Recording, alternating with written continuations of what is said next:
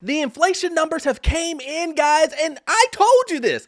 I told you this was going to happen, that it was going to be really hard to get inflation down, to get to that 2%. I'm the definition of tough. That the Fed has been saying, oh, we're gonna get it down to 2%. Just wait, we're gonna do it. We're gonna do it. And I told you guys, it's gonna be tough. And I know, a lot of people are seeing the numbers and they're just like, well, you know, overall inflation is down. Who does that? Let's have this conversation, guys. My name is Orlando. Welcome to the channel. Check in the description. There's some great stuff in there with my real estate investing for beginners and my YouTube course. But let's jump into this, guys, because this is something that is going to affect you 100% in this housing market. Inflation just rose 0.2% in June, less than expected, as consumers get a break from price increases. But do they? These CPI reports, you have to be careful reading them, right? And understanding them. And if you're just a regular, everyday person who doesn't understand how the breakdown of these numbers go, you could be fooled by the 3% number, right? The 3% CPI number that they're toting to you saying, hey, we're down 3%. We only have 1% to go. You would be fooled into believing, wow, this economy is going great. You know what? Man, I'm going to be able to afford a house tomorrow. Man, you know what? I'm going to go to the grocery store and prices are going to be down there. Man, gas prices, they're the cheapest it's ever been. You know what? I'm going to go higher, so I want to put in a new flooring and wood and tile and the service industry. It's all going to be down because inflation almost doesn't exist anymore. Wait, what? That's what you would think from that 3% number. But let's take a look at this chart, guys, because we're going to jump straight into it. This is going to be no filter. We're not filtered. Look, now, if you look at the chart, it looks great. And when I say it looks great because we all want to see inflation go down. And that's exactly what's happening in this chart. We see this blue line and it's going down and it went up and then it's going down to 3%. Looks great. That number, man, we're done with inflation. Get some help. That's what you would think that the Fed would say. We have won. We have conquered inflation. But there's a real number we should look at. It's called core inflation. When you take out food and energy, that number we see with the dotted blue line is 4.8%. Now, this goes back to you guys watching my videos previously before, and I'm telling you guys, hey, look, you know, getting to that 2%, it's going to be tough. You know, we can get down from 8% to 6 to 5%. That portion is going to be easy. But what about 5 to 2%? Will that be hard? Will that be really tough? Will that stickiness of inflation still be sticky? And the answer to that question, if you haven't already came to the conclusion, is yes, that it is sticky. Isn't that crazy? Sticky inflation is sticky. And I know what you're thinking, Orlando, why is there such a big difference between that 4.8 number and the 3% number?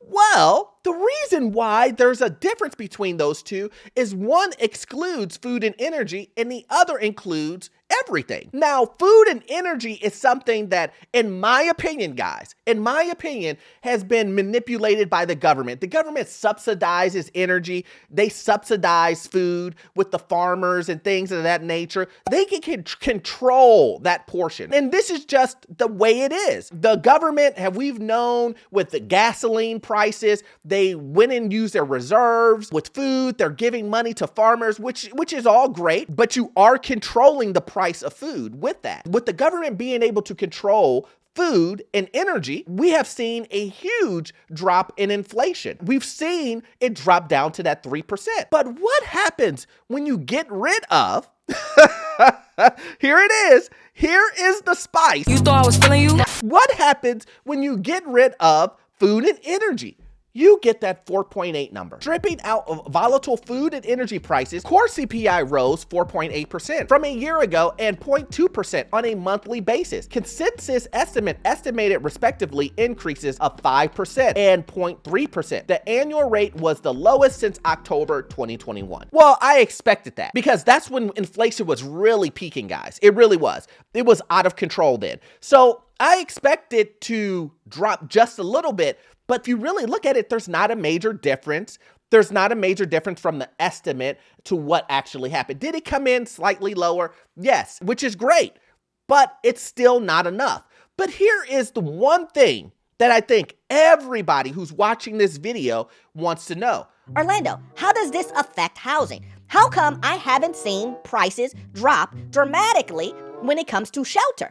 Oh, well, that's the rub that we're gonna talk about, guys. Let's take a look at what happened with shelter and how shelter has been almost not affected at all. It says here, however, shelter index rose 0.4% last month, was up 7.8% on an annual basis. So you're telling me core inflation is at 4.8% and all items, including food, is at 3%. Housing, shelter is at 7.8%? Does that shock you guys that the numbers are so far apart? So we have shelter at almost 8%, which is 3% higher than core inflation, which is almost 5% higher than all around inflation.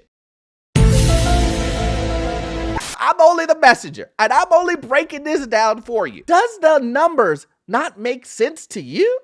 I mean, why is there such a huge disparity of almost 5% difference from housing, which is shelter, to overall inflation at 3%? Sounds like the numbers are off, huh? Any more brain busters?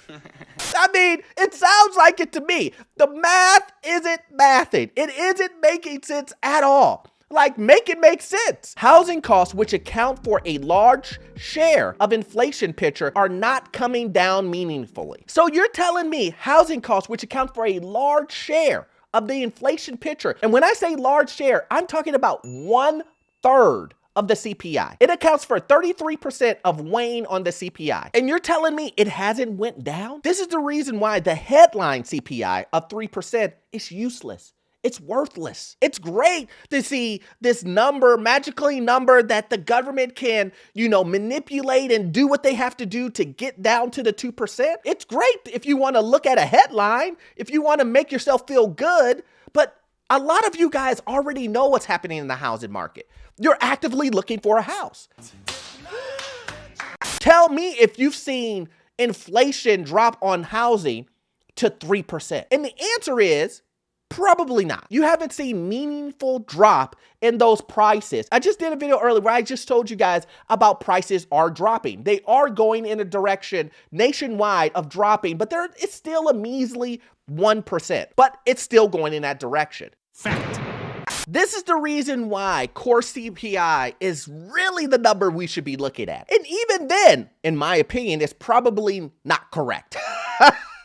Not when it comes to inflation. I need to see housing drop. I need to see housing become affordable before I'm able to be like, okay, this is actually working, actually going in the right direction. But anyway, guys, I can rant on about this forever. What's some things that did fall? Energy, as we know, went down. Food went down also. Airline fares fell 3% on the month and now are down 8.1% on the annual basis. Now, let me make this clear, guys.